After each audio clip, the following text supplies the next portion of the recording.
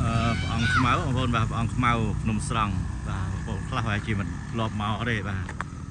នេះបាទផ្លូវនេះជាហៀងក៏ផ្លូវឡើងភ្នំនៅជាហៀងផ្លូវណាបងប្អូនបាទអង្គខ្មៅបាទចាំមើលខាងមុខទៀតខ្ញុំថតឲ្យបងប្អូនមើលពីខាងមុខនេះគេសិតតែញាតវធគេឡើងភ្នំណាញាតវធគេឡើងភ្នំអំបុកនៅលើកំពូលភ្នំស្រង់នៅស្រះ3យប់ហ្នឹងណាបងប្អូនបាទចឹងញាតវធទាំងឡាយគឺគាត់មកលេងបាទមកលេងស្រះ3យប់នេះបាទហើយខ្ញុំចេះថតផ្សព្វផ្សាយឲ្យបងប្អូនទៅបាទពួកដើរលេងផងបានផុស YouTube លេងផងបានកសលផងនេះបាទព្រះអង្គខ្មៅបាទព្រះអង្គធំព្រះអង្គខ្មៅណាបងប្អូនបាទនេះកម្មជាដើរលោកខាងនោះមកនោះតនេះផ្លូវជាហៀងបាទកម្មជាដើររបស់លោកខាងនោះ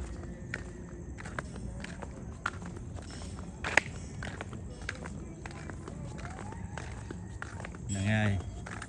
នេះសិតតែថ្ងៃល្អអញ្ចេះបាទ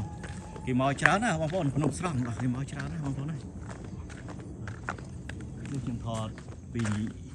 ខាងនេះណាបងប្អូនបាទពីមុខរបស់ព្រះអង្គមុខព្រះភ័ក្ររបស់ព្រះអង្គណានេះ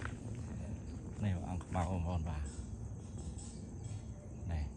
បងប្អូនអរគុណបែបបងប្អូនខ្លះបងប្អូនមួយចំនួនគាត់លោកធ្លាប់អញ្ជើញមកហើយបាទបងប្អូនមួយចំនួនធ្លាប់អញ្ជើញមកហើយនេះកម្មជាដើរបស់លោកពីនោះមកនោះពីក្រោបនោះមកបាទបងប្អូនខ្ញុំថតជាហៀងដោយសារខ្ញុំដើរជាហៀងមកណានេះឡើងទៅណាបងប្អូនបាទឡើងទៅនេះព្រះអង្គអូអំណាចបងប្អូនរត់អំណាចលោកខ្លាំងណាបាទហ្នឹងហើយអរគុណច្រើនបងប្អូនណាសូមឲ្យសុខសប្បាយសំណាងល្អហេងនេះខ្ញុំថត